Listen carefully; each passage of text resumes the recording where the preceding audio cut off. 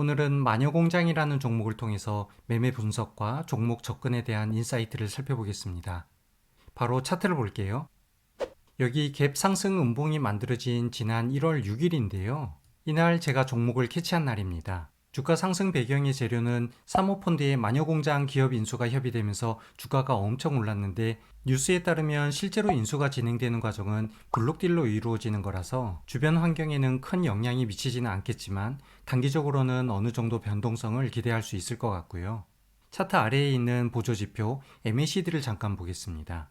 MACD와 시그널선이 이렇게 오른쪽으로 올라가면서 우상향을 하고 있는데, 그에 반해 주가는 오른쪽으로 횡보를 하고 있었죠. 바로 상승 다이버전스와 같은 역할입니다. 그래서 1월 6일 발생한 이 음봉 캔들에 관심을 가질 수 있는 것인데요. 이날 상승의 폭을 본다면 정말 엄청난 상승이었습니다. 장 초반 시초가 무렵 바로 갭 상승과 함께 상한가에서부터 출발을 했는데 하루 종일 차익 실현 매물이 나오면서 결국에는 이렇게 긴 음봉 캔들로 이날 마무리가 됐습니다. 그래도 종가 기준으로 보면 여전히 전날 대비 상승률이 무려 18%가 넘게 상승을 한 것이니까 꽤 의미 있는 상승이라고 보여져서 저는 작전을 한번 세워서 접근을 해봐야겠다고 판단을 했고요. 다만 종목이 급상승한 날이나 급락을 한 날은 당일 바로 움직이기보다는 하루 이틀 흐름을 살펴보고 이후에 종목 진입 여부를 결정하면 되는데요. 마녀공장의 이날 흐름은 좀 재밌게 나왔죠. 갭 상승이 이렇게 크게 나온 반면 마이너스 10%나 되는 하락이 같이 나온 날입니다. 상승과 급락이 동시에 존재하는 아주 오묘한 캔들인데요. 아무튼 이전의 흐름을 잘 살펴보고 작전을 좀 세워봐야 할 것 같습니다. 우선 지지저항 라인을 살펴볼 건데, 지난 9월 긴 아랫꼬리가 만들어진 날, 그리고 10월 달에는 하락하다가 반등이 교차하는 이 지점, 여기가 의미 있는 위치라서 지지 라인을 한번 그어보겠습니다. 어떤가요? 정확히 이날 아랫꼬리의 가장 저점 끝 지점이 딱 일치하는 자리가 됐습니다. 이렇게 딱딱 맞아 떨어지는 주가의 흐름을 보면 참 신기하다는 생각이 드는데, 아무튼 다음날 추가 하락이 나왔는데 저는 이 자리에서 종목 진입 여부를 결정하게 됐습니다. 왜냐하면 이전에 있던 여기 11월 달에 횡보 구간 보이시죠? 하락하다가 주가가 잠시 머무르면서 횡보를 하던 구간이 있었는데, 여기에도 저항선을 한번 이렇게 그어볼게요. 그랬더니 가까운 위치에서 두 개의 지지저항선이 형성이 됐습니다. 이런 경우 저희는 지지저항을 라인으로 잡기보다는 밴드 구간으로 만들어 볼 수 있는데, 화면을 좀 정리하고 지지저항 밴드로 다시 한번 표시해 보겠습니다. 상방의 라인 구간 위치에서 하방에 있는 지지저항선까지 이렇게 밴드를 표시하면 하나의 밴드가 형성이 되었는데요. 제가 종목에 진입한 매매 마크도 표시를 하면 이렇게 나왔는데, 매수 위치를 보면 밴드의 하단 저점 부근이 되면서 동시에 지지저항 밴드의 하단선을 손절 라인으로 잡는다면 아주 짧은 구간에서 손절 위치를 가져갈 수 있어서 크게 부담 없이 종목을 지켜볼 수 있는 상황이 됐습니다. 계속해서 다음날 상황을 보면 아슬아슬하게 이렇게 밴드 아래의 하단 부분에서 작은 음봉이 형성됐죠. 다행스럽게 종가가 하단 라인을 완전히 이탈하지 않아서 저는 하루 더 지켜보기로 했는데, 여기서 오늘의 정말 중요한 꿀팁이자 매매 전략의 힌트를 설명드리겠습니다.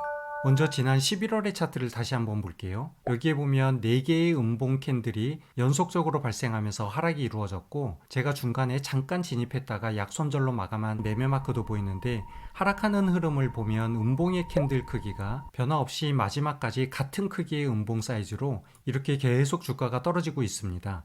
이런 경우에는 주가가 하락을 멈춘다고 하더라도 이후에 반등의 가능성은 매우 작은 것으로 해석될 수 있지만, 지금 시점에는 좀 다른 모양이죠.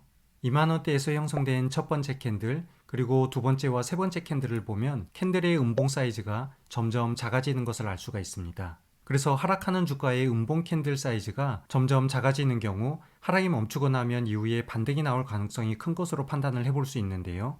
여러분들이 주가 차트를 볼 때 하락하는 주가에서도 이러한 미묘한 부분을 잘 캐치한다면 이후의 흐름에 대해서 빠르게 대응할 수 있을 것 같습니다. 자, 그리고 실제 다음날 차트의 흐름이 어떻게 바뀌었는지 하루 더 넘겨보겠습니다. 시초가가 손절 라인을 살짝 이탈한 부분에서 시작되었지만 결국 곧장 반등이 나왔고요. 저는 늘 말씀드리지만 손절은 항상 종가 기준으로 손절 라인을 이탈할 때 장 마감 무렵 종목을 청산하고 있기 때문에 장 초반에 이렇게 나오는 변화에는 좀 여유있게 흐름을 지켜보는 편입니다. 아무튼 다행스럽게 빠른 반등이 나왔고, 저는 12시 무렵 최고가 부근에서 10.7% 수익으로 종목을 청산했는데요.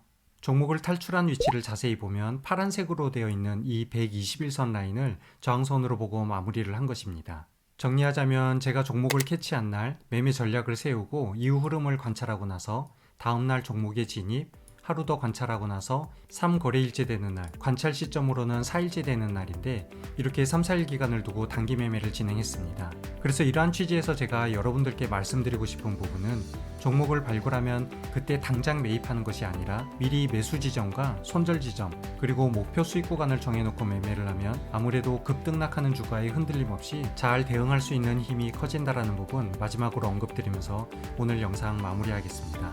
감사합니다.